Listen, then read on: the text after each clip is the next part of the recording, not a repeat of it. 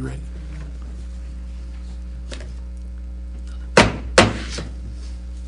Call to order the Woodland Park City Council meeting for Thursday, June the 5th. This is a regularly scheduled meeting, and we will take a roll call. Thank you. Turley? Present. Harvey? Present. Brevetto? Here. Carlson? Here.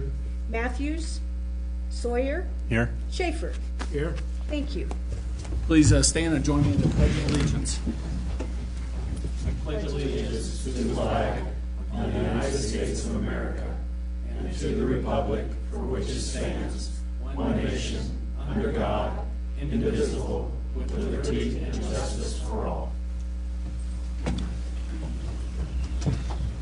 Thanks everybody for being here tonight. We'll begin with item 4, ceremonies, presentations, and appointments. And our first presentation is from the Woodland Park Senior Citizens Club. And for that, we have Mrs. Danielson. Yes.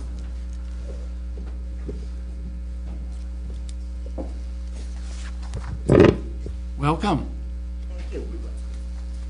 Welcome and good evening. Just please state your name and address for the record, please. I am Pat Danielson, President of the Senior Citizens Organization, and our building, we're right behind you here. We are here tonight. Bill Avery is with me. He is our treasurer. We're here to say thank you, a big, big thank you. The council and the citizens of Woodland Park have provided us with the building. They maintain it. We've had a new roof, a new furnace, minor repairs, and now they're giving us a new parking lot. The seniors certainly enjoy this. It gives them a place to come and hang out, and we just have a great time, and so many people enjoy it. We want to say thank you, thank you. And all of this is done for a very minimal payment to the senior club, and we could not exist without you. Thank you very much. Thank you. Any comments from council? Well, I think it's great that, for what all y'all do, and I know all the times that we come and visit and do things, it's a great time with you guys, so thank you for coming. Oh, yeah. Thank you. And now we'll move on to appointments to the Board of Adjustment, and for that, I'm going to turn to Cindy Morse, our city clerk. Thank you. The staff report that's in your packet tells you that on May 14th, Stacy Licklider submitted her resignation from this board, and we continued to have one opening on the board for an alternate member. On September 5th of last year, Ann Brown was appointed to the board as an alternate member, and our past practice has been to ask the alternate if they would like to assume the position of a regular member. We did that. She would love to be a regular member, and she is unable to be here this evening. But recall you met her and appointed her last year. And then in not too long ago, we received a letter of interest on service for the Planning Commission and the Board of Adjustment from Jerry Penland, who is a local resident. And so we contacted him and asked him if he would be interested in filling one of the alternate member spots. He is, and he is here this evening to answer any questions, maybe tell you a little bit about himself. His materials were in your packet. I do have one correction to the staff report. We had an outdated roster for the board. The term of the office for the regular member will expire on 2017. What questions may I answer? Any questions for Cindy? Jerry, you want to come forth and say a few words?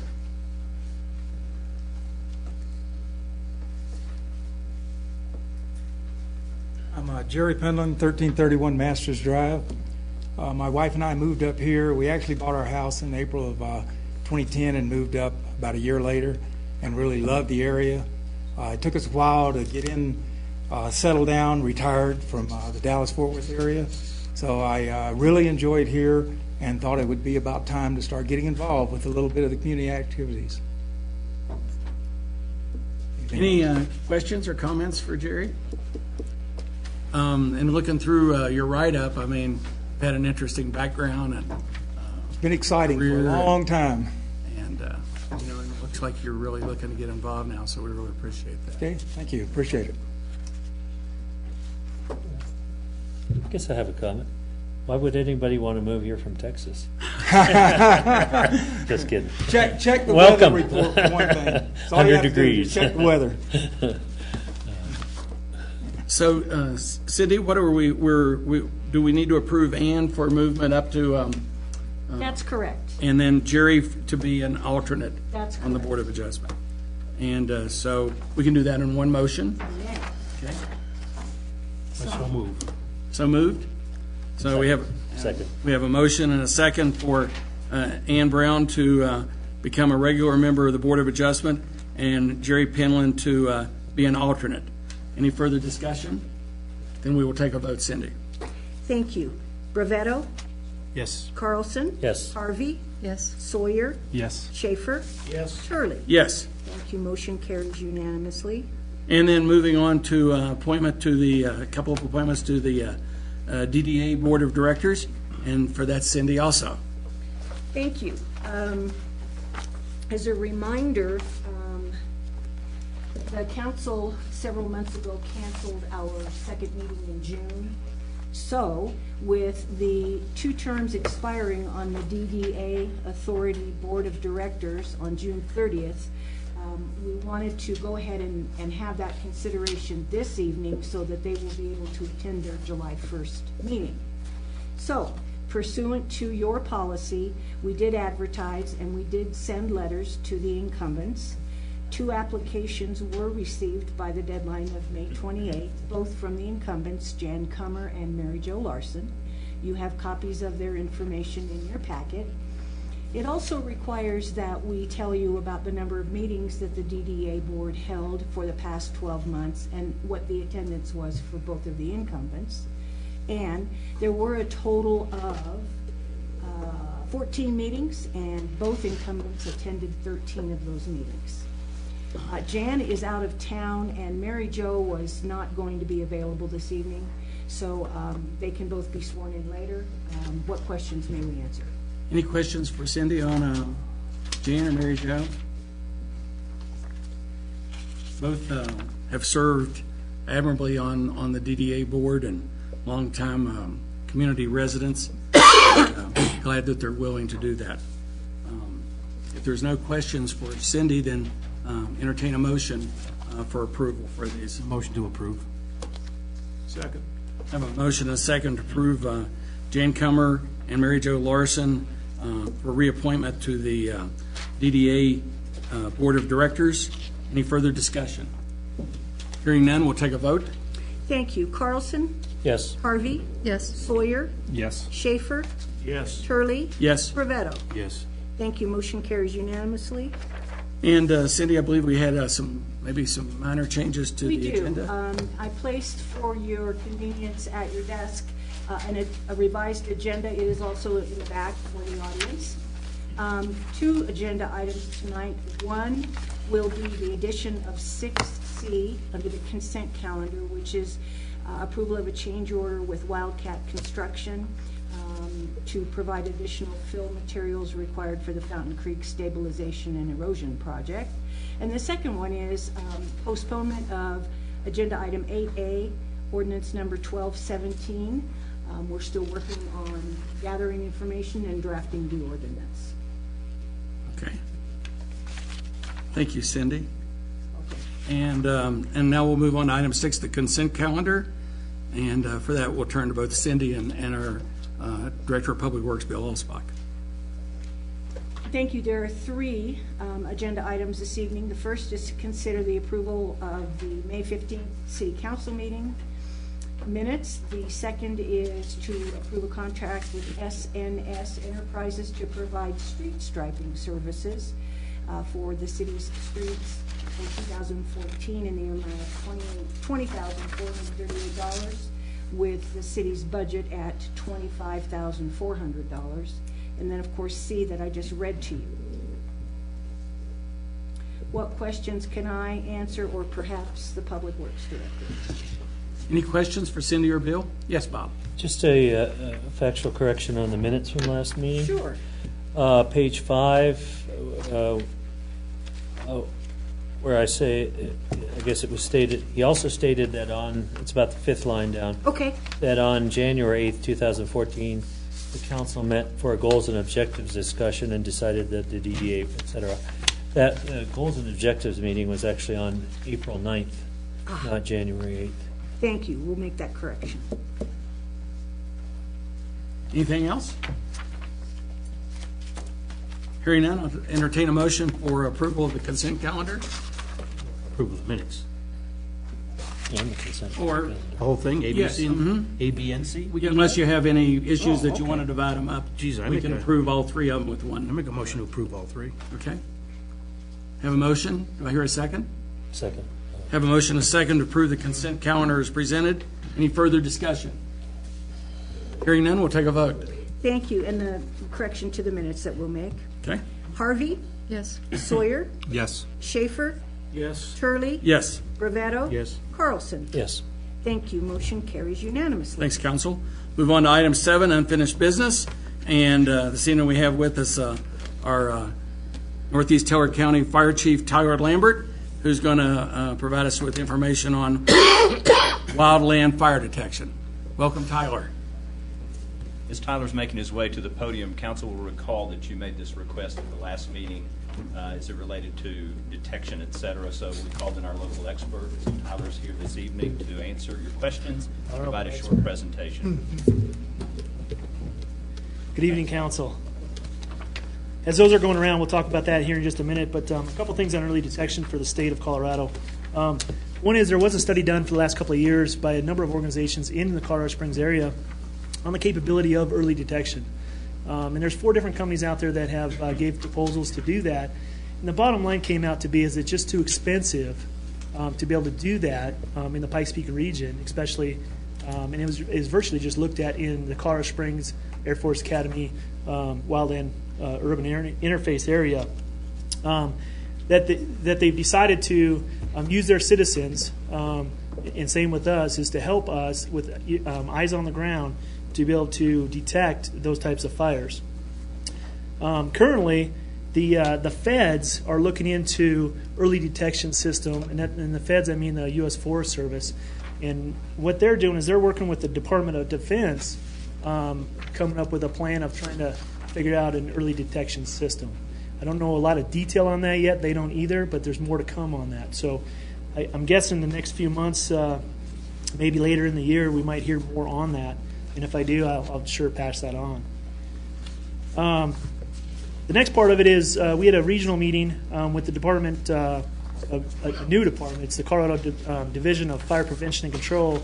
And that was designed after the Fort fire a couple of years ago, where they took that control out from underneath the State Forest Service and made a whole division for the state of Colorado. It's called the Division of Fire Prevention and Control. And with that, in the 2014 fire season, Governor Hickenlooper signed Senate Bill 14-164, and that's on the second page of your packet there. And with that, that funded $19.7 million. And what they're going to be doing with that is they hired 19 full-time employees, 6 administrators, and 13 operational people to do the early detection and the DFPC engine program. And with that, they own the equipment. They're hiring. Go ahead. Oh, you wait till you finish, Bob. Okay. What they're doing is they're putting up a single engine aircraft that'll seat 9 people with a FLIR unit in it. So it's virtually a system that can detect heat from the sky. Anytime that there's smoke in the air that local fire districts need, counties, municipalities, they can call the state to request this airplane to come. And they say they're going to move it around the state of Colorado wherever the high fire dangers are. So if we're having a high fire danger in the Pikes Peak region, they could place it closer to us. Just through the request of our regional FMO, we can make that request, along with all those engines. They've got about 8 engines that'll be staffed around the state of Colorado. They can move them towards the high fire danger areas to be ready for position. So with that unit, they'll be able to launch from, right now it's going to be out of the Jeffco Airport up out of Denver. As of July 1st, we're going to try to get that plane in the air. And if there's lightning in the area, they'll be able to fly those that lightning path that they'll track and be able to detect that from the sky. And they're going to take their information and send it down through GPS to us locals on the ground, so we'll be able to get to it. With that also, towards the end of the year, I think they're going to try to put up a second plane, actually, if the first one's working very well, or they might move that money around to do other things with it. But they will also have a Type 3 rotor wing, which is a helicopter for bucket drops. They'll have 2 of those. They'll have a Type 2, which is a little bit heavier aircraft that can haul a little bit more water. Yeah. Go ahead. Now you're mentioning, what's the response time for something like that? For the early detection, the time we call the state to request it and they approve that mission, they can be anywhere in the state of Colorado in 60 minutes. 60 minutes. 60 minutes. That's enough time for you guys? Well, it's we're probably already out there looking for it. If we can't find it, we can call for that unit, and if they can fly it, then they'll help us out. Give us the GPS units, and we can be able to get to it that way. You said how many people are dedicated to that again? Well, the whole program is going to have a total of 19 employees. Of which, how many are administrators? There's 6 administrators and 13 personnel. Just to the engine and air fleet program. That's not included the people, and you'll see that later in the brochure there of how many people are on. Seems like those a lot of engines. administrators to. You need that overhead, people. I think one administrator can handle it. I'll take the job if you want me. Talking about the government. Yeah, I think it needs one administrator. So, Multiply that. yeah, I That's wish a I comment that we had could probably 5 bring extra back. administrators too. Can you bring that comment back to us? Why don't we have only one administrator? Well, All workers. it takes a lot more to be able to Just use my name. That's okay. run. Okay, I'll do that and I'll bring it back to you. The other one that is a significant help to us and everybody really is Senate Bill 140008, and that's a Wildfire Information Resource Center. The state of Colorado has been tasked with putting together a website that's a one place to go for all information for wildfires. And that's supposed to be up within 60 days of the signing on May 14th. And basically what they're going to be putting in there is, and I'll just touch on the 7 that are there. First one is the current wildfires in the state of Colorado. It'll have all the details of that fire in there. How to prevent and prepare for wildfires. The statewide fire danger and current burn restrictions will also be in there. Those were in 2 different websites before, and it was tough to get to. And it wasn't updated all the time. So they're going to be able to do that. And the other one is going to be sources of funding for wildfire mitigation activities. There's going to be more funding coming out with that.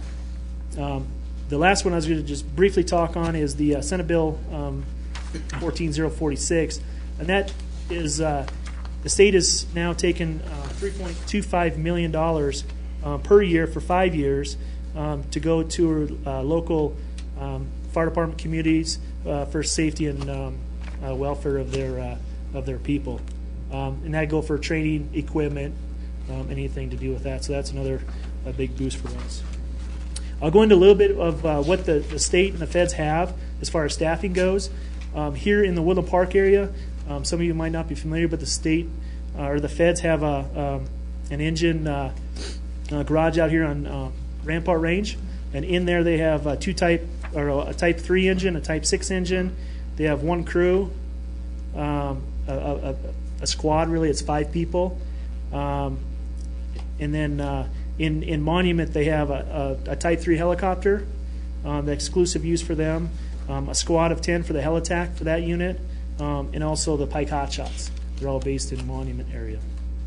And then the Lake George area, they have Station 11 out there, or Station 10. And they also have a couple of engines, a dozer, and 2 more squads. So we have a lot of resources right around us. Are these all manned full-time or part-time? Yeah, they're 7 days a week. Yep. And Tyler, are these increases over resources that existed a couple of years ago? No, not really. It's about the same resources. Now, they do respond all across the United States, too, so we might not have all those resources here at this location all the time. But a lot of times they do a severity, and they'll bring other crews in to help backfill for them. And then the last portion of it is, as far as locally, what we've done, we've updated our wildfire response plan through Teller County with all the fire districts around us, come up with a better task force call-out procedure for us, especially in those high fire danger times and red flags. So we've updated that. And then at the state chiefs level that I'm involved with, they've done a call-out. It's called the Broken Arrow. And for the military people, that's been a big contention of calling this a broken arrow. But basically, in the fire world of it, what the whole process is we're trying to get 30 Type 1 fire engines, which is the big ones, in a strategic location when you're called for it, 90 minutes from the time you call it, 90% of the time. And they ran 2 tests in the Front Range and had pretty good success with that. So as a state chiefs level, we're trying to figure out how we can mobilize a lot of equipment in a short period of time to different areas. And so that's something that's still going to come, and we're still going to work through for the rest of the year. So that's kind of an update, a quick update on what our capability is locally, and then as far as the state and feds go. Is there any questions? Sure. First, thank you very much. This was something that I'd asked for at our last meeting on the DoD capability that you mentioned. I know one of the initiatives that Department of Defense is working on with USDA is the use of drones for detection. They were used quite successfully in the rim fire in California last year. It's been a year. But those were actually military drones, and what the solution set they're looking at right now is to use contracted drones. A little bit of a friction between DoD, USDA, and FAA, as you can imagine, but they are a very effective means of detecting IR using IR because they're persistent coverage.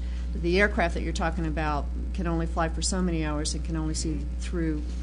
It's a very dangerous mission for a manned aircraft to do. So the drones are a great improvement. One of the things I wanted to ask you tonight is if you could explain your mutual aid agreements with either other fire districts or with the military bases, and have you used any requests for immediate response from any of the military bases? We don't have direct access to the military bases, but through our county, I'm sure that can happen, and I'm sure they've got agreements for places down the Springs to be able to do that. As far as our local stuff goes, all the fire districts in Teller County, which there's 7 of them, we have a mutual aid agreement that we will respond to any need that they need during the time that they need it. So in the wildfire arena, we have a task force call out, and that requires, if we call initial attack task force, every department will send 1 Type 6 engine, unless specified differently, to that location. So if I've got a fire here outside of town or in town here, I call for a mutual aid, a task force call out. That's what I'll be getting from our local people. If it goes beyond our capability, then we will look at turning that over to the Sheriff's Department to get more help from the state and federal level.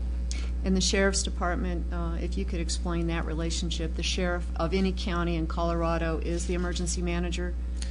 No, the Sheriff's Department is the fire warden in all unincorporated areas of Teller County for an area, or any county really. So based on if it's beyond our capability, which is beyond our mutual aid system that we have in the local capability, then we would turn that incident over to the Sheriff's Department. Then they have access to state and federal resources.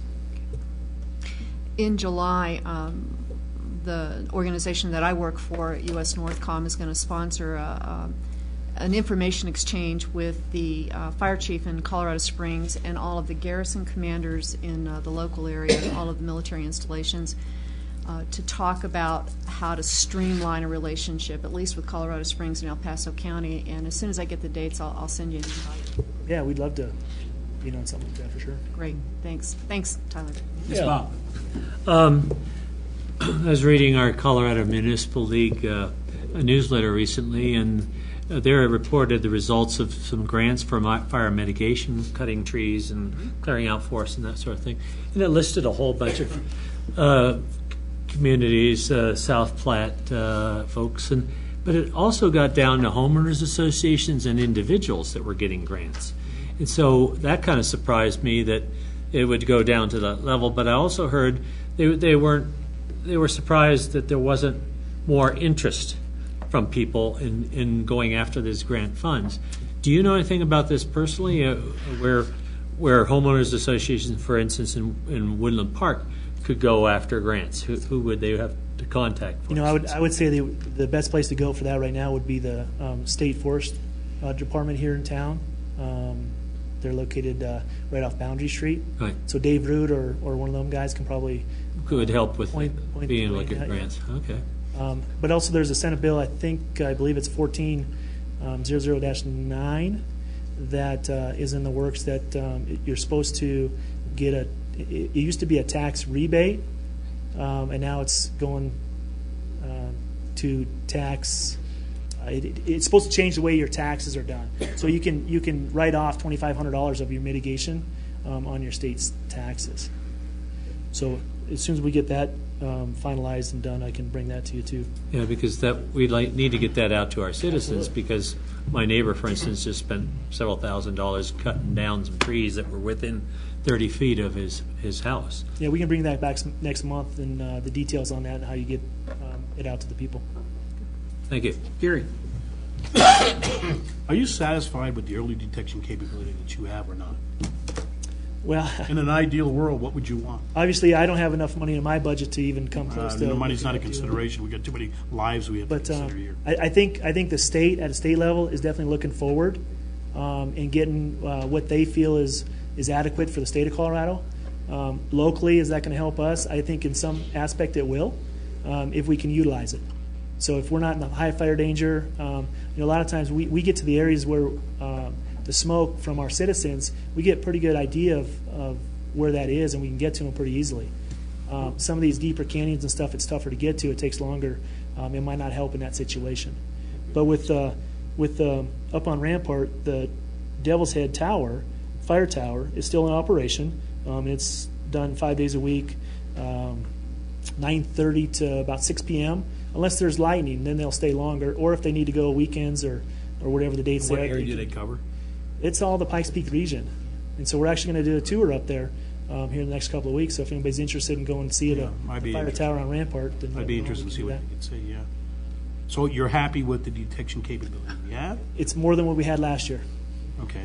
Because I was It's a start in thinking, the right direction. I made a statement in the last meeting saying, boy, it would be kind of neat to have, and I mentioned to you, a detection capability on top of Pikes Peak. We can see 360 degrees all around, to have early detection and also have very high speed and high zoom capability cameras that we can almost detect an arson coming out of a smoke field or something like that. I think- that would be kind of nice to have, I would think. Sure, I think as I don't know if anybody's technology. pushing for it. I've talked to the Forest Service at, what's her name, when we had the fire, I forgot her name now. She was the lead of it.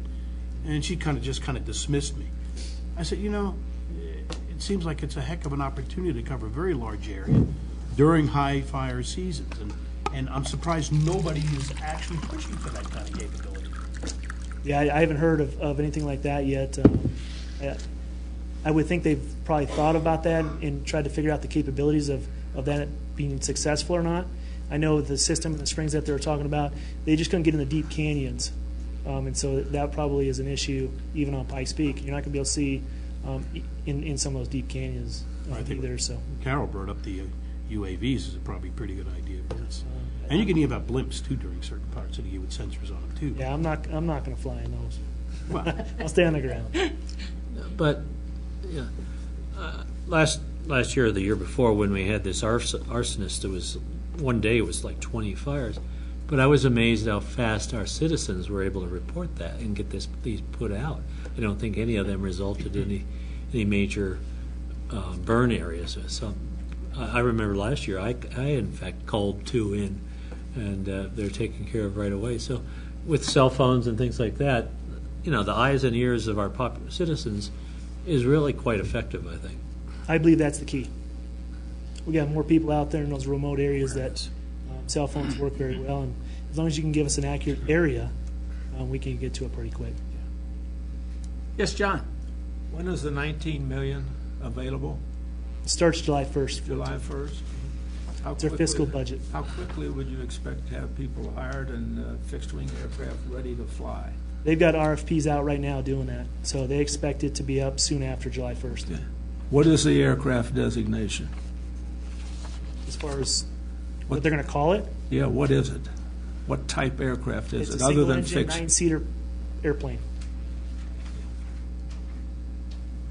All right. I'm not explaining myself very well.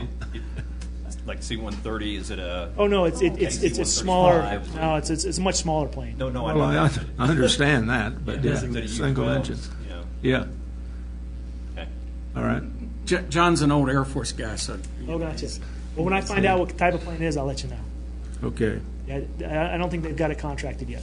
So would you expect them to be operational then, the 1st of July? We are being told by the state that they will be functioning in early detection soon after July 1st. Okay. And I might challenge your 60 minutes that an aircraft can be on site after being called. That's not me putting that requirement in. That's the, Yeah. Unless you have crews sitting on alert. Will this be 24/7? That's what I understand, yes. Yeah. As long as it's centrally located in Colorado, they think they can get to all borders in 60 minutes. All right. Any other questions, comments for Tyler? David, you had a couple of A things? couple of comments back to the mutual aid that Mayor Pro Tem Harvey brought up. I remember during the Hayman fire that we did have a mutual aid agreement with Fort Carson. I just don't recall if it was activated by the sheriff or our police chief or what, but we had an engine company respond very quickly. And then several days later, working with Fort Carson, we had a combat heavy engineer battalion here with equipment. So has something changed with that arrangement?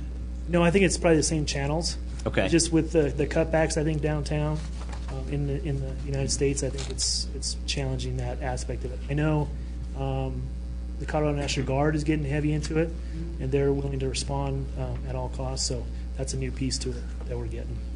And then Councilmember Carlson spoke of the grants. I think it was last year, Friends of Forest Edge was established, and it was a citizens group, a homeowner, not a homeowners association, but it was a couple of neighborhoods that got together. And I do know that they received some grant money. And just outside of the city limits, just west of Meadowwood Sports Complex, Majestic Park has also taken advantage of some of those fundings. So we've got folks on our far west and folks on our far east who have taken advantage of that. Didn't they have to establish themselves as nonprofits, though? I do know that the Friends They of did. Forest Edge did have to do that. Majestic Park I'm not as familiar with because they were outside the city limits. Friends of Forest Edge got a $10,000 grant Yep. of cash, and they have to match that with hours of workers. And I think volunteer hours are at about a $22 an hour rate. And a meeting this morning, I think they spent almost $77,000. Is that what it was? On that project to do Forest Edge of a $10,000 grant money. And our city crews worked in the city right-of-ways side by side with the neighborhood just to take care of that whole area up there. So they applied for a Firewise community Right. designation. And we've got 4 of those in our fire district today. Well, last evening, our homeowners association had our annual meeting, and this was a leftover agenda item from a year ago. And we're particularly concerned about the, well, we're in Eagle Pines, which is right there. And then you got the Cougar Mountain right behind us, which is a lot of trees. And so we were going to look to try to get a grant with Skip House, hopefully, to clear some of that dead wood out. And Sure, and let us know how we can partner into that. great, thank you. Yes, Gary. Carol, I mentioned when we went to that Northcom briefing, is it true that the city can actually request from Northcom assistance from Fort Carson and that stuff too? That we have that capability to do that? It's the authority is called immediate response, and an incident commander and some jurisdictions can request direct, they have to ask for the assistance, and in most cases, the response will be immediate. And that's what happened during the Black Forest Fire. The incident commander for the Black Forest Fire at that point in time was probably Chief Harvey, I'm not sure, called the garrison commander at Fort Carson. Fort Carson now has a unit that did have Chinooks that could be used, and they had just finished the training with the buckets. It was almost too good to be true. If we'd had that previous year for Waldo Canyon, it might have been a different story. So yes, that is provided when the proper authority requests it. A commander makes that decision. He doesn't have to go to the SecDef. He doesn't have to go to the service chief. He can do it immediately to preserve life. And it's non-reimbursable, so it truly is a... And who's the incident commander that we have? It depends on whose jurisdiction it will be. During the Waldo Canyon fire, it was the Teller County Sheriff for the unincorporated. And he is area. aware of this capability. Absolutely. Absolutely. And for those, in the audience or watching who don't know, Carol in her full-time job works at U.S. Northcom and is very involved in all of this and brings good perspectives to us relative to these matters. Well, Tyler, 2 years ago in June was Waldo Canyon fire. Last year was Black Canyon. Hopefully this year we won't have any of those. I am hoping to. Okay. Anything else, David? No, sir, thank you. Okay, thanks, Tyler. Thank you. Appreciate it. And moving on to item 7B, and we're going to turn to our city manager, David Buttery, who's going to give us an update on the after-action review report for the Waldo Canyon fire. Council, and this follows very closely on the discussion we just had with the fire chief, but council will recall that after the Waldo Canyon fire, we did prepare an after-action review and after-action report, the only one in a nearby jurisdiction to do so, as I recall. And we followed the Department of Homeland Security's National Preparedness Guidelines process for about 15 or 16 different categories, strengths, and recommendations for changes. I recently restaffed this to everyone and got their comments on several dozen recommendations for changes, and for the vast majority of those have been done. As just an example, during the Waldo Canyon fire, our police dispatchers weren't able to access the city's electronic message sign near McDonald's.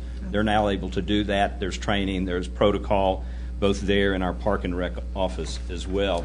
I don't want to go through every single one. I think some of the ones that you probably want to hear about are the ones that we haven't finished doing everything, and some of them are relatively small. For example, there was a recommendation that the city manager have a bullhorn that could be available for the mayor and the manager to make announcements. Well, the police department got one.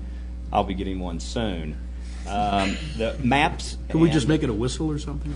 Pardon me? Couldn't we just make it a whistle or something? No. If in case we need to go into neighborhoods or we have assembled crowds and locations, fortunately we were able to do a lot of reporting from these very chambers, which brings me up to another point. You'll recall when we were doing the briefings, we did them from chambers, we video streamed them. That came from just my meetings with employees. And because they became popular in a place where people really wanted to come to get information, we've now outfitted the Cultural Center so we can video stream from there with extra microphones and so on, so we can host quite a few more people there than we can here. So that's one of the big ones. Maps, we have more current maps. Depending on where an incident were to occur, that would really drive us then to decide how we break up the city into different regions. The Hayman fire came from the northwest. Waldo Canyon came from the southeast. Both of those were very event-driven, and each of those caused us to break the city up into different regions. So they're almost event-driven, and I think it might cause more confusion than good if we set up regions now arbitrarily and then had to do adjustments. So we have the technology to do that very quickly, and we're all leaning that way should we need to do that. We have established protocols for evacuations of the city buildings. We've done that before. We've even more recently talked about how we handle those evacuations as it might relate to bomb threats, those kinds of things that have happened. And so those things are in existence now as well. Rather than go through each of these page by page, I'm happy to provide you with comments from everyone. What I can tell you is I believe that 2 years after the Waldo Canyon fire, we're more prepared than we were then, and I think we were fairly well prepared at that time. We will do things like adding names to street maps, because when you blow them up, sometimes you lose some definition. We've got that capability now. We also have identified some possible locations for volunteers to gather, rather than gathering in the Police Operations Center, a place where we can huddle them and then figure out a way to use them the best. We also have, I think, strengthened our relationship with Teller County Sheriff, typically the incident commander. We've strengthened our relationship with U.S. Northcom, and we still have a good relationship with the fire district and with Fort Carson for some of their assets as well. I'd be happy to answer any specific questions you may have as it relates to the after-action review. If the town were to become evacuated, you would evacuate the whole town. We came close to that, actually. How would people get the word on what's going on? Because we won't have the cultural center, we won't have this. Sure. We would establish an emergency operations center somewhere. We currently have a primary, secondary, and tertiary location. We have a mobile emergency operations center. So we would find the way to get the word out to folks. It would probably be utilizing the media.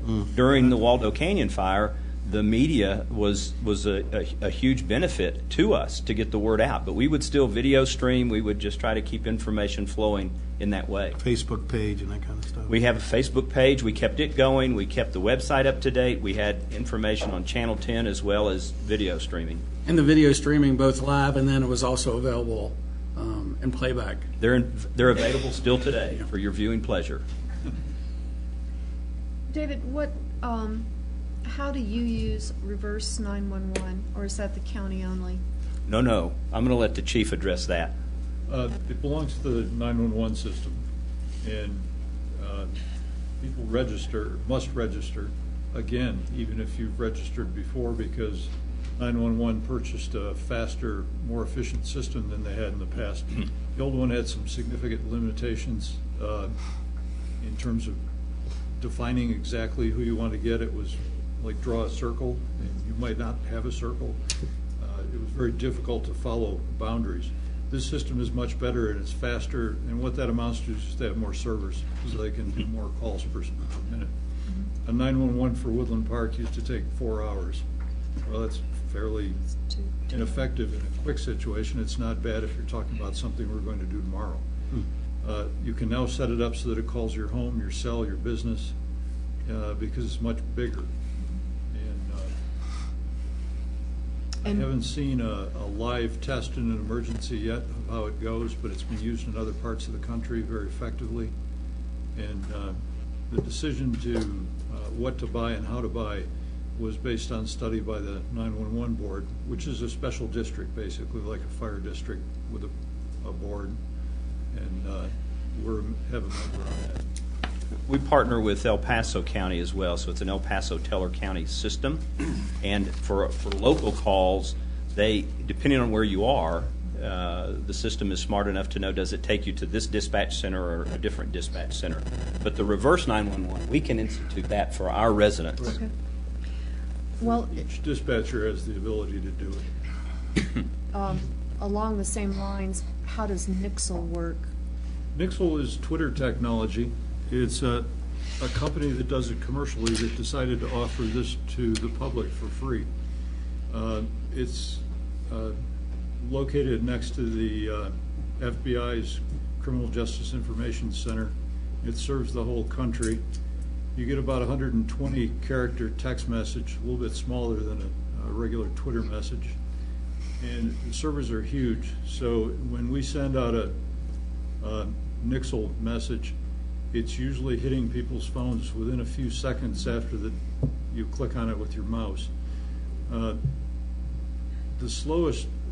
thing that slows down Nixle messages is authorizations within agencies. So what we've done is given the dispatchers the authority to release certain information as soon as they get it, and not have to go through me or the emergency manager. Simple things like El Paso has told us that the road is now closed or now open. Why do they need my permission to say that? So we can get it out very quickly to people. On things that are specific about what we're doing, of course, someone makes a decision and looks through the message and then sends it out. Well, I know on our website we have the instructions or the link to register for Nixle. Do we also have the guidance for the registering for 911, reverse 911? We can put it on there. I Yeah, don't I'm not think it's sure there now. We can No, check. I know it had changed recently. That might be a good thing to do. One other thing about Nixle is several of us have it on our cell phones, so that if we have to leave the police station for some reason because the fire is approaching, we can send out messages through Nixle by cell phone or by a portable computer.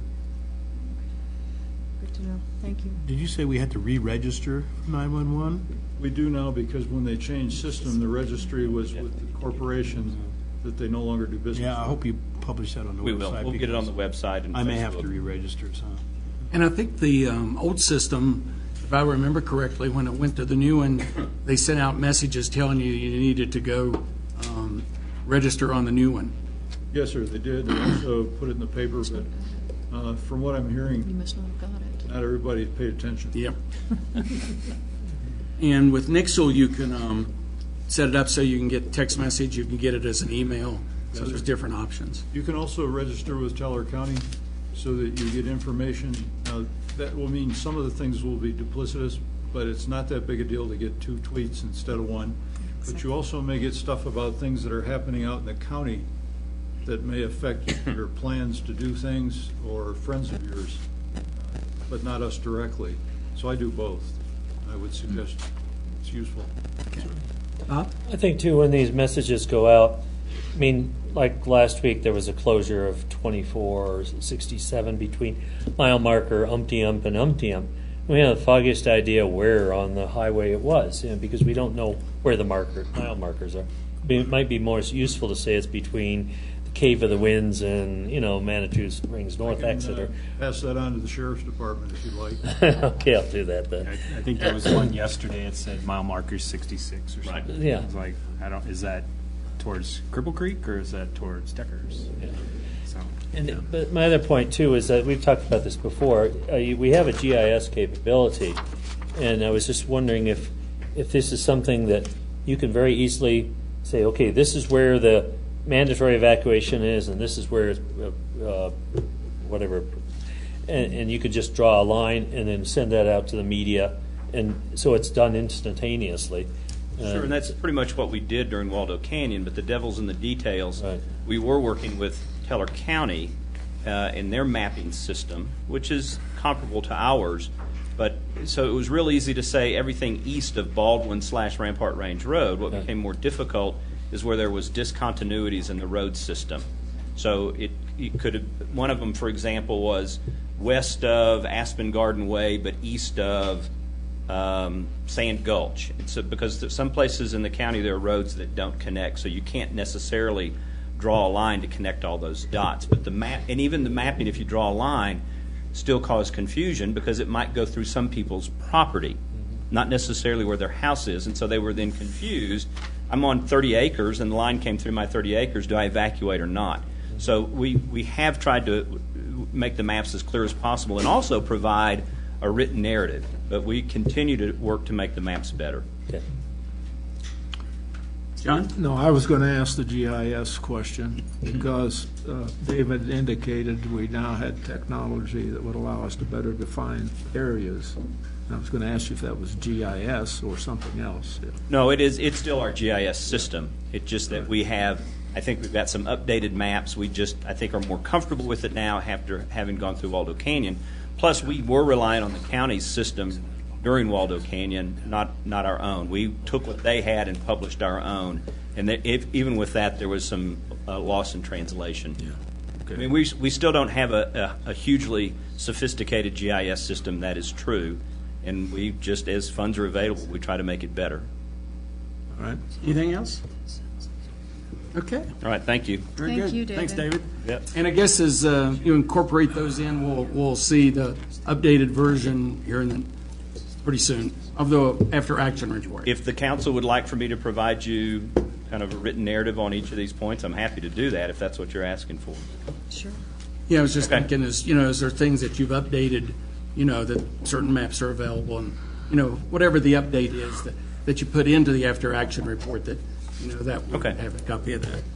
Okay, very good. Thanks, David. Next would have been item 8A, and that was ordinance number 1217, and that's been postponed. So we'll move on to item 9, public hearings, and a couple of things on that. I'll read into the record. For public hearings, council members use electronic devices to access the materials relevant to the public hearing before us.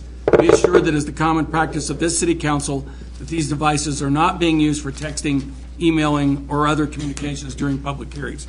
And what that does is just confirms to you that the information in which council is using to make its decision during a public hearing, that all of us are working with the same information.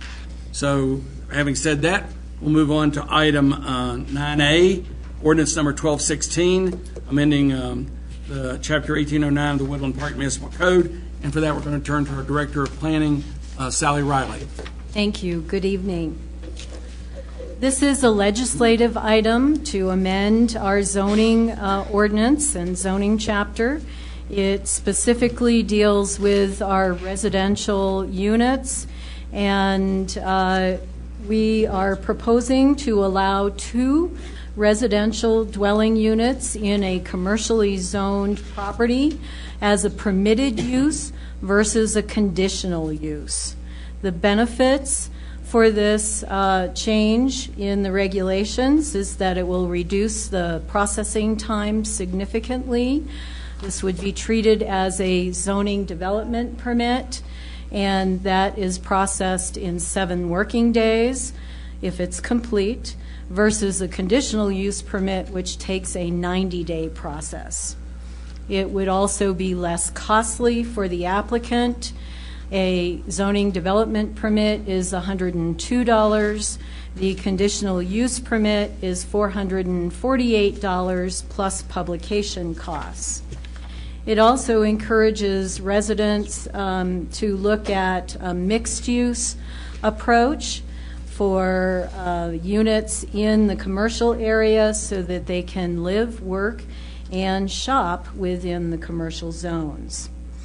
The disadvantages to this approach would be that conditional use permits allow the council to add additional conditions if they feel that mitigation is necessary for this type of use, and that there is no public hearings and opportunity for the adjoining neighbors or the community to comment. It's been our experience that these requests, and we've had 4 of them in recent times, that they create very little impacts to the commercial uses. The residential use is fairly soft, so the recent approval was for 107 Sundial. Of course, that was a model home and didn't cause issues. This table is in the ordinance, and I'd like to walk through it a little bit because this is the heart of the ordinance. This is Section 1809090N, which is the residential dwelling uses. So item number 1 in the matrix is for single family. And in the past, you can see in red the conditional use requirements for neighborhood commercial, community commercial, central business district. So we're proposing to remove that and then renumber this sequence so it makes more sense, and then also remove that conditional use requirement for commercial areas under 2-family category, modify the new number 5 to 3 to 4 attached dwelling units, renumber number 4 to number 6, and then add the new number 7 that describes up to 2 dwelling units within a single structure in a commercial zone, and allow that to be permitted in all commercial zones, so only up to the 2 units. Here are the another 3 examples of where residential had been approved as a conditional use on North Center Street, on Highway 67, and then earlier the State Farm building has an existing apartment within it. Now stepping through the ordinance for you, it begins with 6 whereases. The first recital deals with a balanced and diverse housing supply and providing for a variety of housing options. The second whereas talks about addressing those goals to allow these residential uses within a commercial zone. The third whereas speaks by example that these could be a apartment, a duplex, or a townhome within the same structure. The fourth whereas talks about allowing these units in those specific commercial zones as a permitted use while keeping impacts to the commercial areas minimal. The fifth whereas is pulling 3 goals out of the comprehensive plan that deal with land use and growth and housing that promote mixed use, quality infill, and live-work scenarios. And the last whereas is that the City Council would find and determine that this is in the best interest of our citizens. Then Section 1, which is the heart of the ordinance, is the table of uses and the proposed changes, as I described earlier. And then lastly, the signing page. So with that, the Planning Commission did recommend approval of this ordinance. There was quite a bit of discussion and some concern on a few of the Planning Commission's minds that they felt it is important to still allow for a public process, but this is a policy decision. The staff feels that it's important to try to streamline uses if we can, if they do not provide or create impacts that need to be mitigated, which we don't believe 2 residential uses in a single structure would. It almost goes back to earlier times when the grocer, and you'd heard Skip Howes talk about his grandparents from Connecticut living above the store, and that was pretty typical in an urban environment. So I would be happy to answer any questions that you may have. And if council remembers, this all kind of got started during one of the Main Street public sessions when Skip Howes was commenting on this and on the process, and it kind of developed from there. So any questions for Sally? Questions, comments from council? Yes. Sally, I had a question about the 5th whereas. Is it necessary to include those the sections from the comprehensive plan? Well, it supports that your policy decisions are based upon the aspirations of the comprehensive plan, so that gives it more justification for your action with the policy. So yet another pitch for the comprehensive plan. Go comprehensive plan. That's good. Thank you. Any other comments, questions for Sally at this point? If not, then I'll open the floor for the public hearing. Steve Jerislow is signed up to speak on this. Steve, you would like to come forward?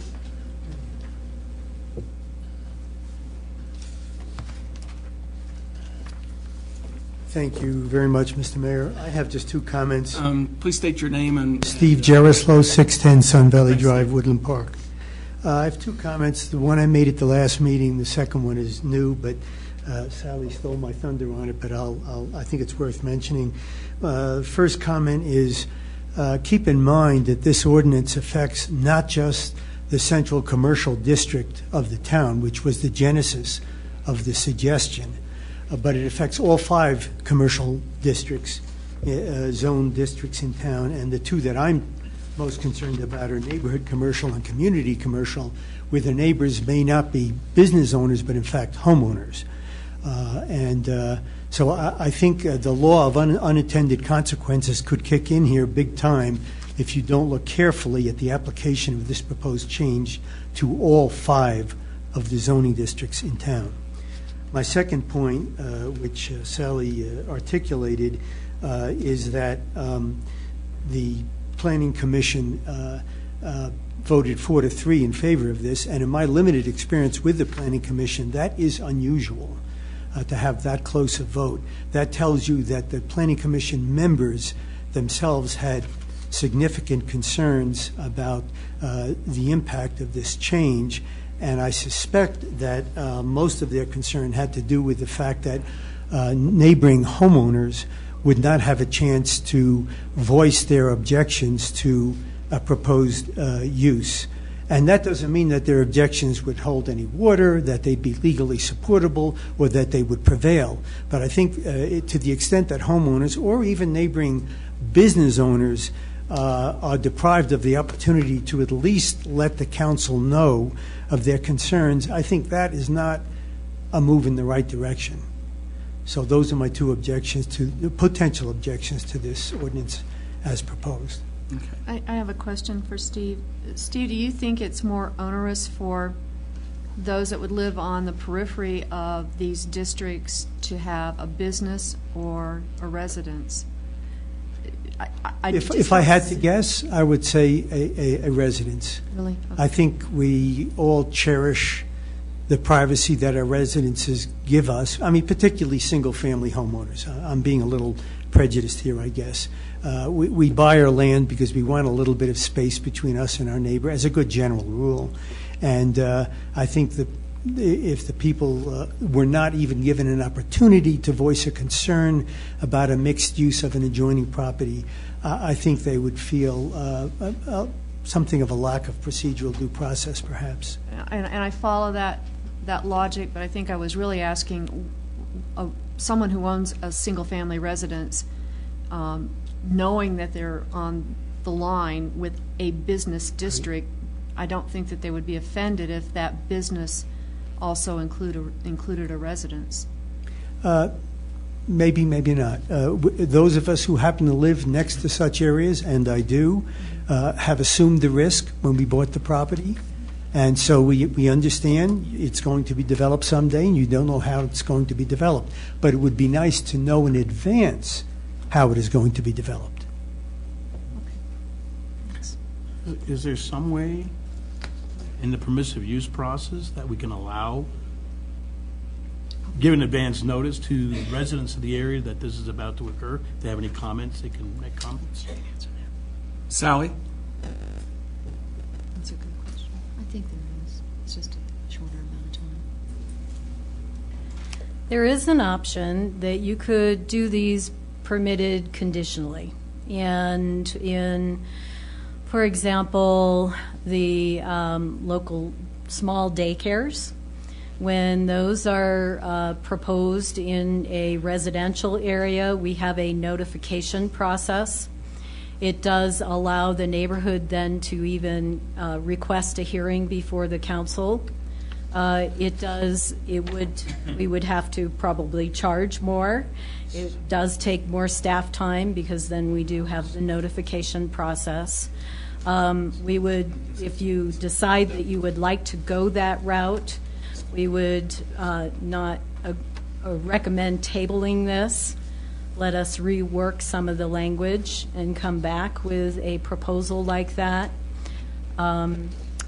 Our experience with the daycares, small daycares, home daycares, is that there are concerns initially by the surrounding property owners, primarily because they just haven't had the experience with them. But once they go into effect, then we get 0 complaints. So there is a way in which we could have a option there. Could you like amend it tonight and vote on it? I would rather draft the language and bring it back to you if that would be the council's desire. It's not as streamlined as the full permitted use, but it's partially streamlined. I mean, I kind of agree with Steve a little bit that, some of the owners that certainly do take a number of risks buying into a commercial area, but I think we may owe it to the neighbors at least to be notified and have a chance to respond. So what I'd like to do is, and council, if we could, Steve's spoken in the public hearing. The public hearing is still open. I'd like to see if anyone else would like to give any comments in the public hearing, and then we can have those, continue those discussions with staff as to how we want to move forward. So is there anyone else that didn't sign up that would like to come forth and speak on this subject at this time? Hearing none, then we'll close the public hearing. And Sally, you can come back up and have that discussion with council as to how we would like to proceed. I have a question for Sally. I did not read the entire Planning Commission minutes. What was the primary concern for those that did not vote for the ordinance? The primary concern was the public comment and notification process. And I think that's the whole reason with conditional use permits we go through that process is to ensure that that we consider get that public input and give it a pretty good scrutiny before we approve those. So that's the whole purpose of that. But when you're going through that whole process through the Planning Commission, the initial reading, and then the public hearing, it does draw that out and has an impact sometime on the timing of the event is occurring. Yes, Bob? Yeah, well, Stu was up there. I was going to ask him. He presented the problem, and I was going to ask him, does he have a remedy? But it sounds like Sally has come up with a remedy, and unless he has any objections to it, perhaps he can work informally with Sally as we come up with some compromise language here. Thank you. If I could just remind council very quickly, this is again one of those issues of balance. You are balancing the desire for public input and the public process with the desire of business people to expedite certain projects. Yep. That's how it was raised during the Main Street process, was that the current conditional use process or not permitted use process was a bit onerous for them for something that most perceived to be fairly simple. But once again, this is where you get to decide how you want to balance this particular issue. Would that add additional time, much additional time onto the process? Right now, with the conditional use permit, how much time are we talking about? It's a 90-day process. 90 days, okay. This will Permissive permit, there's no time. Is there kind of permitted use is a little time? administrative. I mean, is there just 7 days. 7 days Yep. we're looking at? Right now, it would go down to 7 I don't think that days. would- With the notification process, it would add easily another 20 days. 20 days to the total. So instead of 90 days, it would be 20 days. It will be a 30-day process. Instead of 90 At days. least. So we can still short circuit by 2 months. Unless there's a desire by a hearing, Yeah. Right. and then it does stretch it out. Right. Well, I'm inclined, being at the planning department, had 3 against 4 there. They were concerned enough about it that I think we might give it some sort of consideration and maybe have a wording in there that allows for public input in the permissive use process. Or one option is that we actually vote on it, and consider it, and whether or not we approve it. Yeah. And more, if you really want that whole public hearing process to go through and the scrutiny by the Planning Commission, then what we would do is vote no on this. Yes, John? Would the fee be affected? Yeah. I think we should look at the fee. This requires more staff time to get letters out, and then we deal with questions and meeting with the applicant and mediating some of the issues that may be brought up by the neighboring businesses or residents. I did attend that planning commission meeting. There was some very productive discussion, I thought, and I just remind the council that it did pass 4-3. Yeah. Yes, Bob? One other compromise would be within the downtown area that this would go ahead and pass the way it's written. But in those other 4 or 5 areas that Steve mentioned, maybe we could treat those separately because they are quite a bit different than the intent of the DDA area. That's an interesting approach as well. You could decide that in the central business district, which is primarily the downtown area, that's a permitted process, straight permit ZDP process, and yet in the neighborhood commercial, community commercial, heavy service commercial areas, that would be a notification. Notification or A simplified notification process. that's one option, or it could continue to stay before it goes through the Could be CUP. conditional use, yes. So you could have a hybrid of all of those depending upon the zone. Go ahead. Yes, no. So my understanding, let's take a real world approach to this. Let's take Gold Hills South. Could we put a residence in some of those storefronts? Yes, in Okay. each of those single buildings, there could be up to 2 apartments or a townhome or a condominium. Okay. Yeah. Just And wanted to, that was discussed at the meeting. I just wanted to point that out. Okay. That's all I need to say. Anything above 2, that owner would need to come through the conditional use process. Yes, Carol. So, Go ahead, Bob. so like the former Ent building, those upper floors could be made into apartments, for instance. 2. 2 apartments, yeah. But that's what we're trying to do down in DDA Saddle Club property, is we're trying to have commercial on one level and apartments up above. That's the new urbanism concept of having mixed use and having people live down in But the this ordinance doesn't inhibit or promote that. It simply gets rid of the conditional use permit process. They can do that now. They just have to go through the conditional use permit process. Right, and don't you think that's best right now? There's only 4 mixed use that you promoted 4, right? I've showed you 4 Is there- different buildings, How many yes. more do you know of? We haven't had any more come in. We've talked with a couple of other property owners that are interested in potentially mixing their building.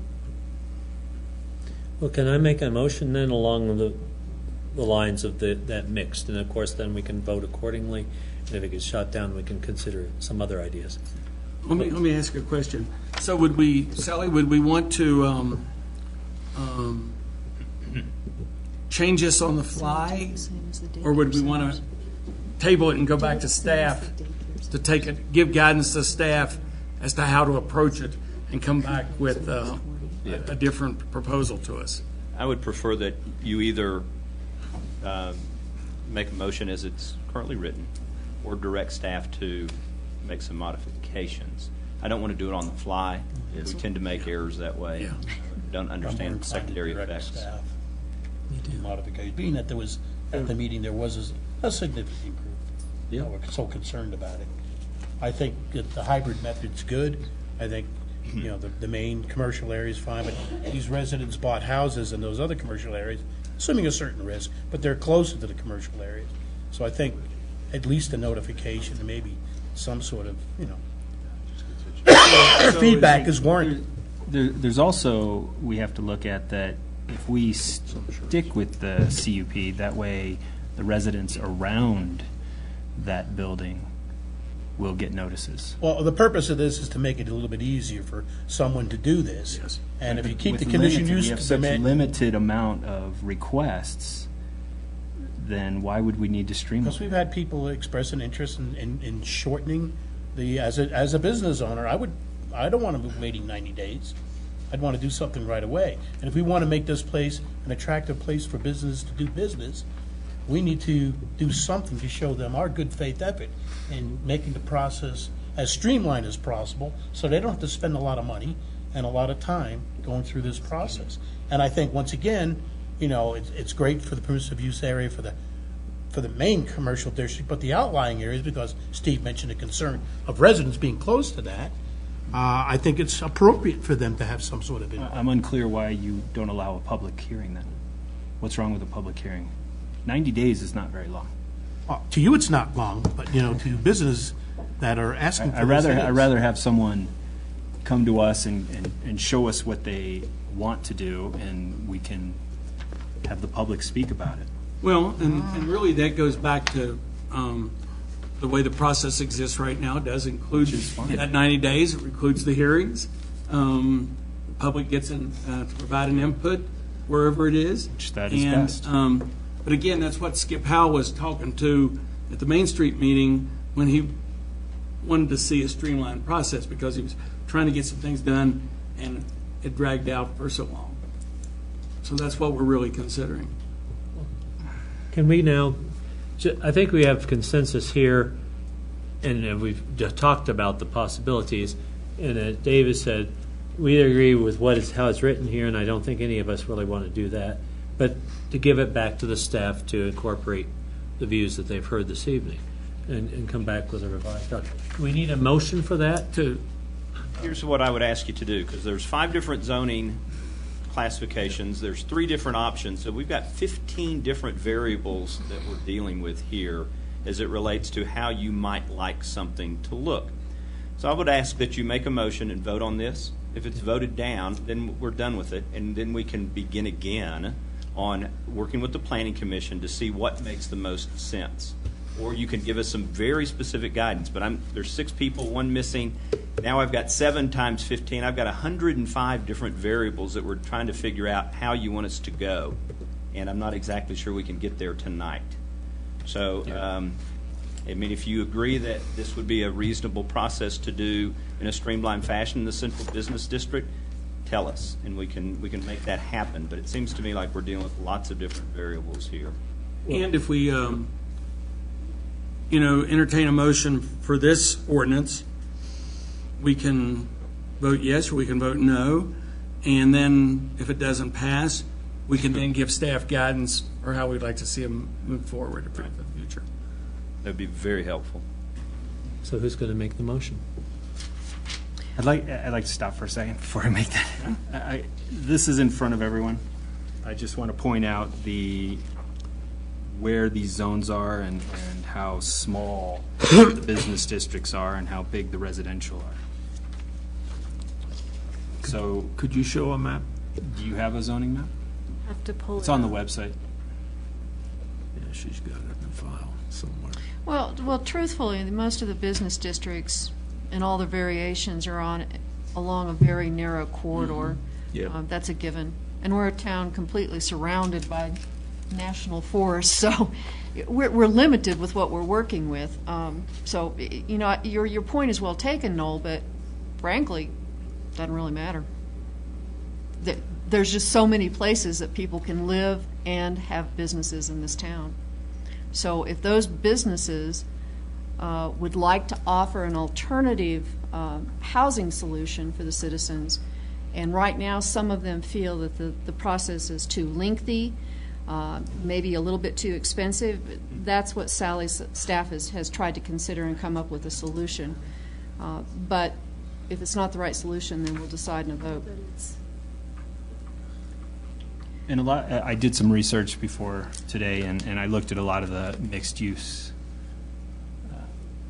communities, and a lot of them had 2-story buildings, and they were more focused on the residents above the business and not next to the business. And we have a lot of single-story commercial real estate, and so if we're going to put a family next to a restaurant, and on the other side of the restaurant we're going to have another family, then we're going to have a liquor store, and we're going to have a family next to the liquor store.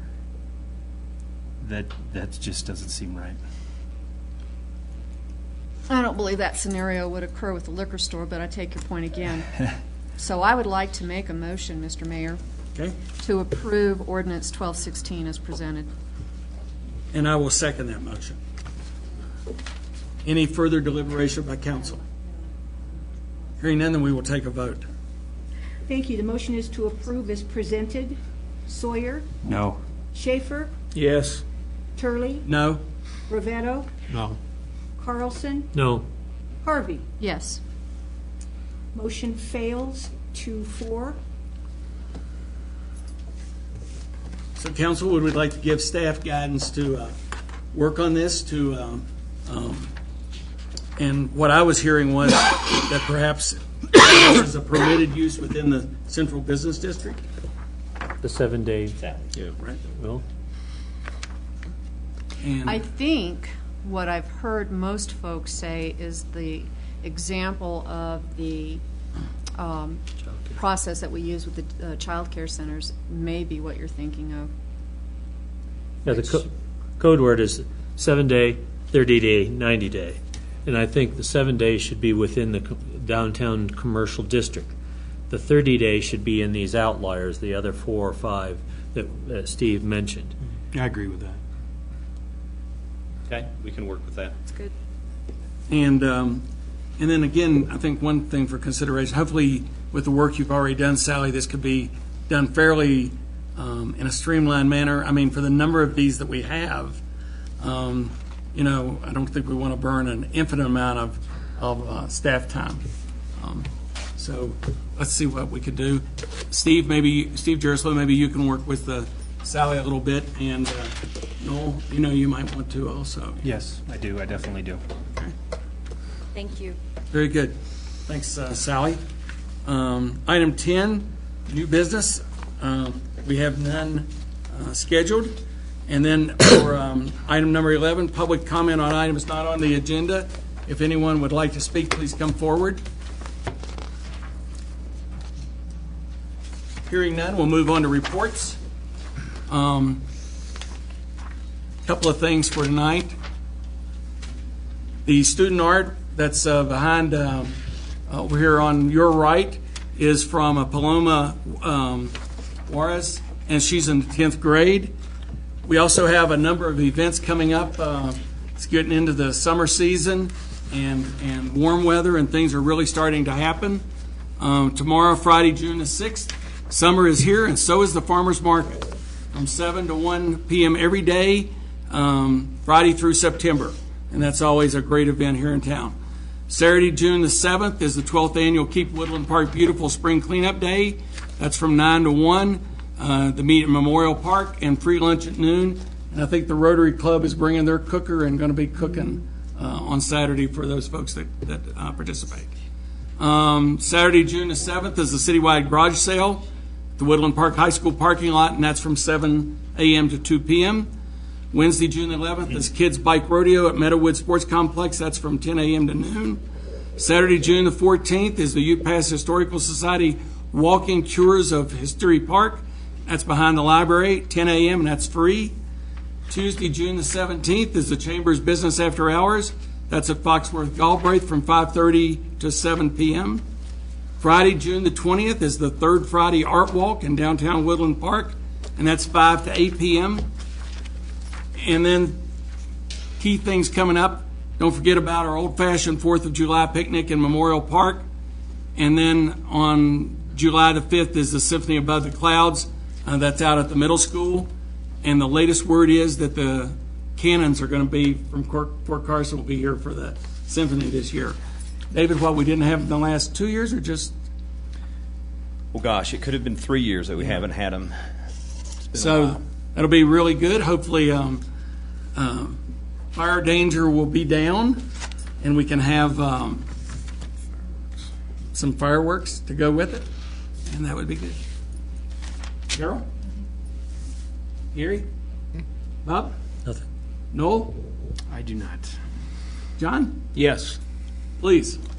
I arranged a meeting which occurred Wednesday of last week, the 28th of May, here in Woodland Park with Beth Rolstad, who is the Executive Director of the Innovations in Aging Collaborative in Colorado Springs.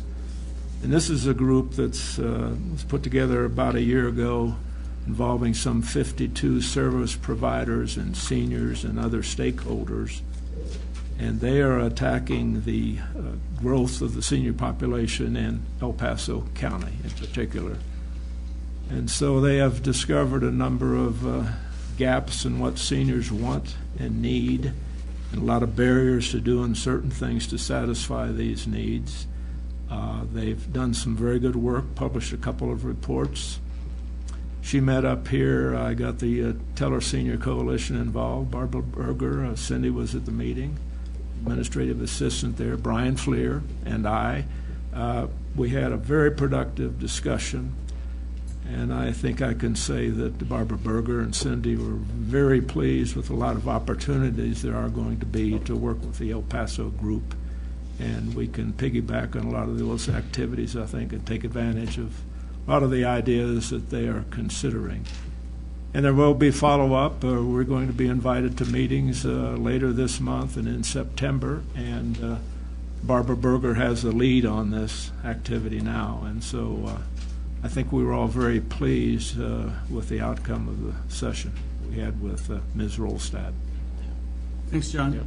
And I might also mention that the next regularly scheduled meeting would have been on the 19th of June, and that's during the week of the Colorado Municipal League Conference, and we will not be holding that meeting. So the next regularly scheduled meeting won't be until July 3rd. And Aaron, anything? I have nothing, Mr. Thank you. David? One regularly scheduled report from Brian Fleer. Brian? Mayor and Council, good evening. A lot of activity going on. Main Street application due July 1st. The committee has been very active with that. We're wrapping up some of the final draft elements of that. We did, as you recall, DCI conducted the Main Street community assessment some 6 weeks ago, and that is now complete. We do have we're getting final draft of that. That will be part of the Main Street application that we submit on May 1st, and I will make that, once we get the full bound copies, I will distribute that to council and staff, et cetera, and public that would like to have copies of that. We'll also have it online. Very interesting, very helpful as we put together the Main Street application. Creative Arts District just recently conducted a retreat.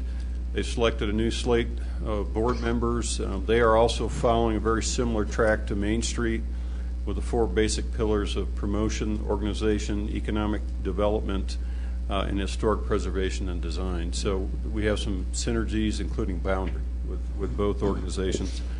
As you know, they will be hopefully submitting in 2015, or 16 actually. It's a 2-year turnaround for Creative Arts. So they're working, as you know, Ralph Holloway is heading up that group.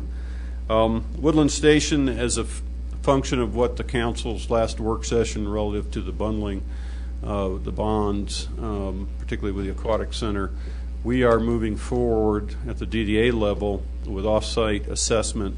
We had David presented it as it related to Lot 2 and the AmeriGas property. We're doing that for all of the potential properties that are being developed, including the potential for the aquatic site if that does move forward.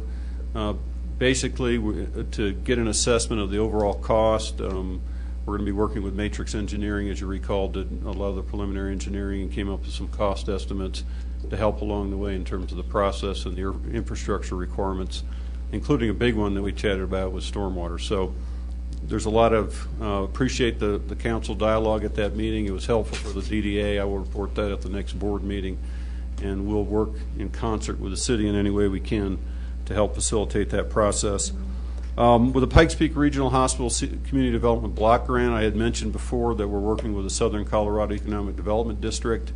They have an interface with the Colorado Office of Economic Development and International Trade for the submittal of a $450,000 community development block grant that will facilitate the waterline loop. As you recall, this is a requirement of both the city and the Northeast Teller Fire Protection District to facilitate any future development within the hospital campus. So the grant's been submitted. It is now at the state level. We're hopeful for a favorable review of that, and I will keep council apprised of that as we move through the process.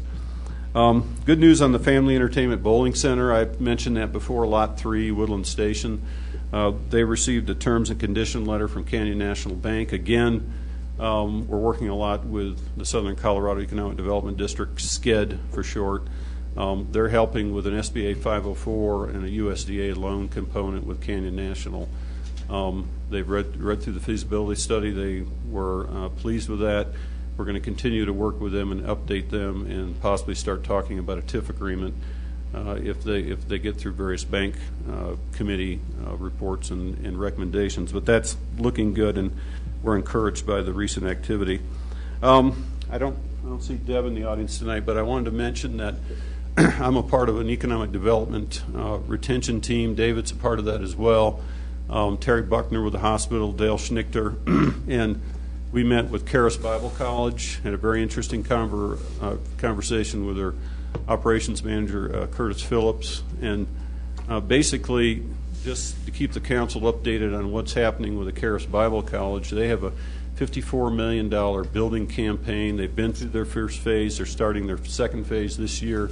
They hope to complete that in 2016. It'll be somewhere north of 200,000 square feet at completion, including a 2,500-seat auditorium. So they're moving forward aggressively with that.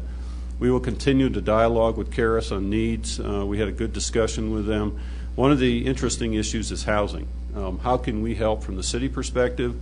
They're very interested in that as one of their top priorities, and we're going to continue to have that discussion to help facilitate not only students but staff and interested personnel. So again, we'll keep the council updated.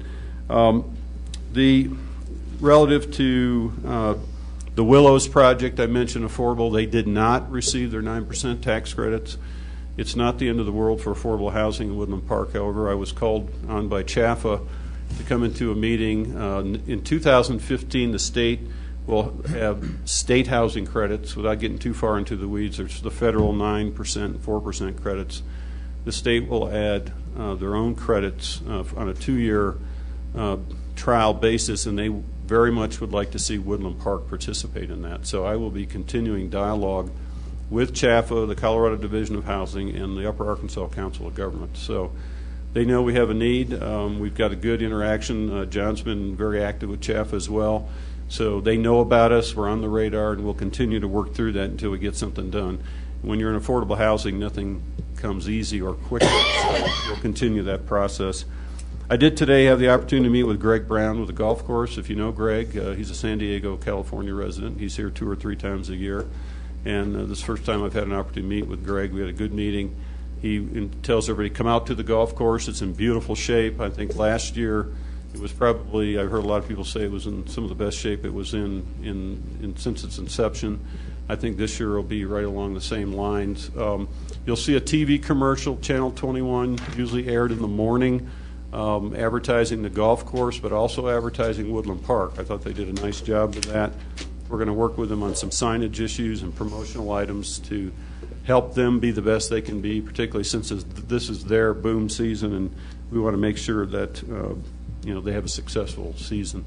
Finally, all of a sudden we're getting a number of serious hotel developers, investors looking in town, and so we've been working with them on various sites, 3 or 4 key sites in town, including Mark Rabot looking at an expansion with Country Lodge. I'll keep council updated on that, but it's I think within the next 2 years we'll probably see another hotel come online. There's financing is loosening up for that, and I think we're going to see that in our region. So, and again, what I'm hearing a lot is about Charis Bible College. So that is a major metric that they cite, and one of the requirements as it relates to DDA will be a feasibility study, and we'll be able to have conversations about that as we move forward. What questions may I answer or address? We've had some encouraging news from John about meeting the needs of the elderly in this community, and Teller County, of course, has boomed over the last decade or more with seniors moving from Texas to here. And one of the reasons we were putting the loop in for the hospital is to permit the continued expansion of like a skilled nursing facility there, and I think there may be some also high altitude medical research place or whatever. Because as far as I know, and my mom's been in a nursing home down in the Springs for the last year, is that there was no skilled nursing and there's no assisted living in Teller County. And so whatever we can do from the DDA perspective of helping out, getting some of these plans finalized so that we can have such facilities here, that, certainly I'm strongly in support of that. You raise a good issue. Bob Sliker, some of you have met with the 85-bed nursing facility. They did receive favorable financing. This waterline loop is critical. In fact, I spoke with one of their appraisers today who asked, is that in fact going down the road? Yes, I gave them the process. So that is, in the future, what we see with the hospital is really, it's a rural hospital. They'll have which is very common across the United States. It serves seniors.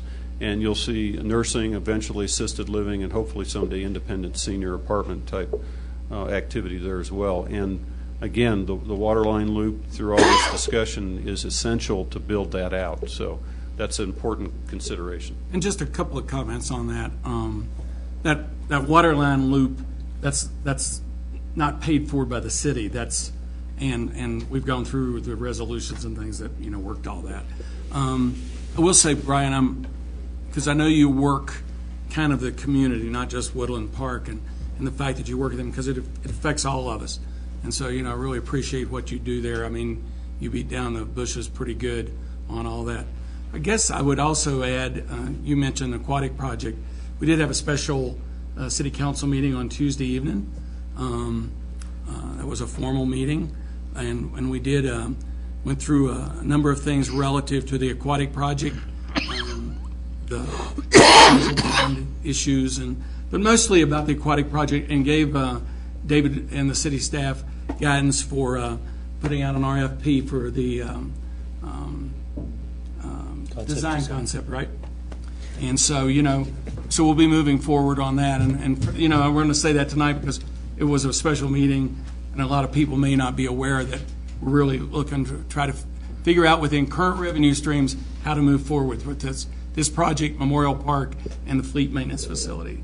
So Norma and Rick, current revenue streams. Did you get it? Thank you. No tax increase. Okay. Any other comment? Yes, Gary. Just to talk or whatever. David, there's around the amphitheater there's construction work that's been going on for a while down there. I was up there the other day, and this is tourist season we're in right now, and to point people to a place to take picture spots and to have to walk over tiles is a little disconcerting. What's the plan for that? Bill, could you fill us in on that, please? Yeah, we've had problems with the bricks failing there, and it's certainly on our crew's work list, and we hope to get it accomplished here very shortly. So it is the season for getting the flowers out, the plants. Friday? No, it won't be done by Friday. So it'll probably be another 3 weeks before we can get to it. And I can help out if you need. That's okay. We'll take care of it. Thank you. And since Bill, you're talking, we have a lot of, if you look around town, it is that time of the year, a lot of construction projects going on. You look at the parking lot out back and all of that. So a lot of good things happening. And unfortunately, it does coincide with the tourist season, but it's that short window that we have for getting these things done, and all the street work and all of that, and cleaning the median and all the dirt that builds up over the winter has been going on. So take note of all that. Yeah, and just a reminder, there's 7 full-time staff that do all that work. Yeah. To maintain all those facilities. So. And one other question for Brian. Go ahead, Gary. Go ahead. Woodland Station 2, I know there's a lot of topsoil in there. What are we doing to encourage a developer that we have there now to kind of spread that out and maybe make that area available for a farmer's market this summer, creative arts district this summer, so they have a place that they could go and maybe. Farmers Market isn't programmed for this summer. They're I understand that. The next, but on the fill material, they're working through a soil erosion permit. We've spoken with, in fact, I think I saw Steve in the audience here, Randolph, with their project manager. They'll be going through a process to distribute the material and follow the city's requirements in terms of soil erosion and permitting. So that's an ongoing process. As far as activity, we're going through the offsite memorandum of understanding with the Lot 2 developers. I think what you're going to see in reality with Woodland Station is a lot of planning this year going on, construction activity, design, with a lot of construction in 2015. There's a lot of activity, discussion. I mean, many of the things we already discussed this evening, but this, if I had to say anything about 2014, it's a planning and design year, getting set up, teed off for construction in year 2015. And I think that'll be a reality. If I could have one go back, Mayor. Okay. Pro Challenge. Mike Perini had a lunch and learn with the chamber today. Mike says it. We're in the 7th inning of getting to the Pro Challenge, August 22nd. A lot of activity, a big event. They attended a conference in Breckenridge. Our numbers go anywhere from 10 to 20,000 on who might show up in Woodland Park. We've got joint marketing and promotion with Colorado Springs. It's going to be an exciting event. I think we feel good. We had an afternoon meeting. We're ready. We're getting ready, and we'll be ready. So we look forward to that, and appreciate council support in all of that. Very good. Thank you, Brian. Yep. I do have one last thing to say. Not to Brian. Thank you, Brian. Yep. David, thank you for the special meeting. Had a bunch of skeptics walk in, a bunch of believers walk out. Because I talked to a lot of my friends after they left that, and they were quite impressed, and they are believers in the Aquatic Center now. Still a lot of work to be done. Yes. That's what everybody needs to know. But we're one step at a time. We're going to move forward. So thank you, David. Anything else, David? No, sir, that's it. Thank you. Anything else from council? Hearing none? Meeting adjourned.